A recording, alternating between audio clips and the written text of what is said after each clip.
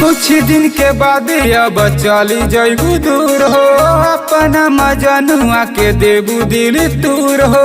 अरे करे जा तू ठीक ना कैलू हो। कुछ दिन के बाद अब चली जइबू दूर हो, अपना मजनुआ के देबू दिल तूर हो।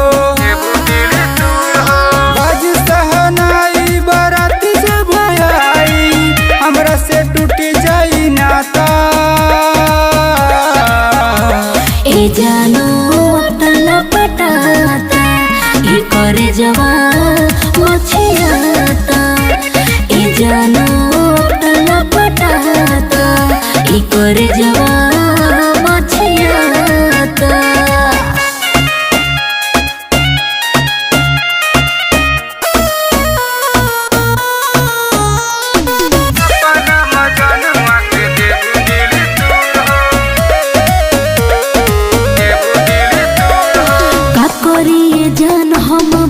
मजबूर हो किस्मत करता वे हमनी के दूर हो।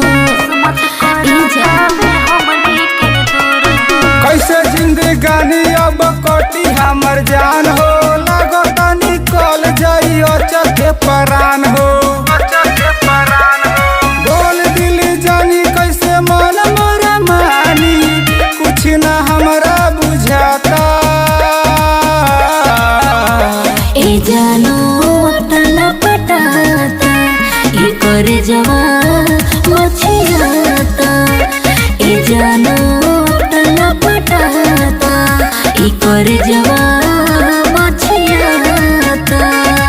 ए जानो तला पटाता।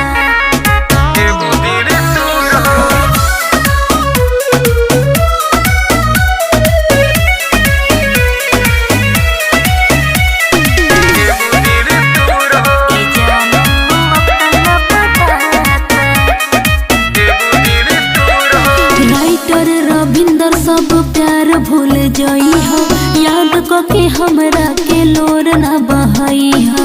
याद को के हमरा के लोर ना बहाई हो। इतना आसान नइखे भूल गइल जान हो, तू ही तो हो दिलवा के अरमान हो। इतना दर्द दिलवे हो दिल जानी, पिंटू के रहे नहीं पाता। ए जानो तला पटाता, ये करे जवा मछियाता। ए जानो तला पटाता, ये करे जवा